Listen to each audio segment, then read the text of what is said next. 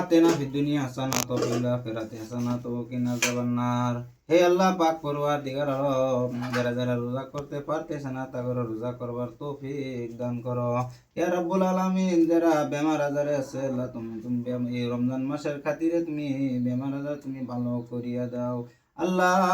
কত মানুষ কত কষ্ট করিয়ে একটি খেজুর দিয়ে ইফতার করতে পারতেছে না, কত কষ্ট করতেছে আল্লাহ।